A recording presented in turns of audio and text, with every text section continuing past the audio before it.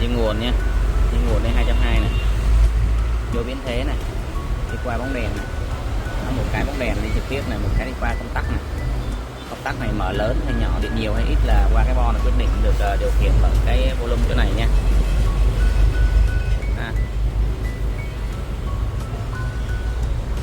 Ở đây là nhớ là công tắc này nó phải nối lại này, nối lại thì bắt đầu là mới có điện ra được nha.